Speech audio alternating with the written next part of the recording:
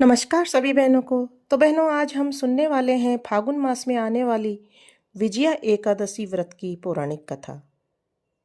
फागुन मास के कृष्ण पक्ष में आने वाली एकादशी को विजया एकादशी कहा जाता है। इस एकादशी की महिमा स्वयं भगवान श्री कृष्ण ने युधिष्ठिर को सुनाई थी। जब धर्मराज युधिष्ठिर ने पूछा था कि इस एकादशी का क्या महत्व है, तब श्री कृष्ण ने उन्हें एक अद्भुत कथा सुनाई, जिसे ब्रह्मा जी ने नारद मुनि को बताया था। प्राचीन काल की बात है, जब भगवान श्री राम अपनी पत्नी सीता और भाई लक्ष्मण के साथ वनवास में थे। वन में रहते हुए दुष्ट रावण ने माता सीता का हरण कर लिया। इस घटना से श्री राम अत्यंत व्याकुल हो उठे। उन्होंने सीता माता की खोज में वन वन भटकना शुरू किया। इसी दौरान उनकी भेंट जटायु से हुई, जो रावण से युद्ध करते हुए घायल अवस्था में पड़े थे। जटायु ने अपने अंतिम समय में श्री राम को सीता के हरण की जानकारी दी। श्री राम ने आगे बढ़कर कबंध नामक राक्षस का वध किया और फिर सुग्रीव से मित्रता की। इसके बाद वानर सेना एकत्रित की गई और हनुमान जी को लंका भेजा गया।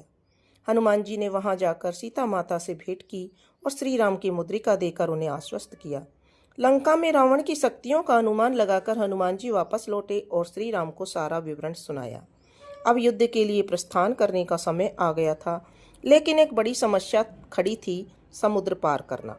श्री राम ने समुद्र की विशाल लहरों को देखते हुए चिंता व्यक्त की कि इतनी बड़ी जलराशि को किस पुण्य के प्रभाव से पार किया जा सकता है। इस पर लक्ष्मण ने सुझाव दिया कि पास के आश्रम में रहने वाले महर्षि बकदादल्युय से उपाय पूछना चाहिए। श्री राम तुरंत मुनि के आश्रम में पहुंचे। उन्होंने विनम्रतापूर्वक समाधान की प्रार्थना की।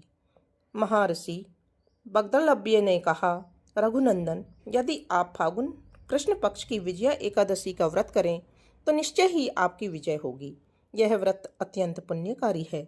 इसके प्रभाव से आप अपनी वानर सेना के साथ समुद्र पार कर लेंगे तथा रावण पर जीत भी प्राप्त कर लेंगे।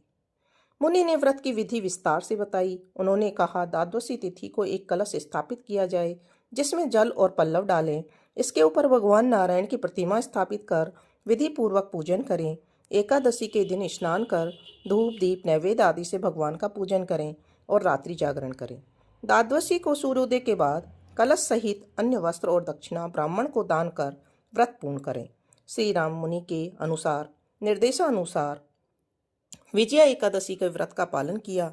इस व्रत के प्रभाव से समुद्र ने स्वयं मार्ग प्रदान किया, जिससे वानर सेना ने पुल बना लिया और लंका पहुंचकर रावण से युद्ध किया। अंततः इस धर्म युद्ध में श्री राम की विजय हुई और रावण का अंत हुआ और माता सीता पुनः उन्हें प्राप्त हुई। ब्रह्मा जी ने कहा, हे नारद, जो भी व्यक्ति विधि पूर्वक इस एकादशी का व्रत करता है वह जीवन में सफलता प्राप्त करता है और मृत्यु के बाद अक्षय लोक में जाता है।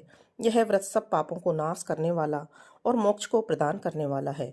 इस प्रकार विजया एकादशी न केवल भगवान श्री राम की विजय का कारण बनी, बल्कि आज भी इस व्रत को करने वाले भक्तों को हर प्रकार की बाधाओं पर विजय प्राप्त होती है। बोलो विष्णु भगवान की जय।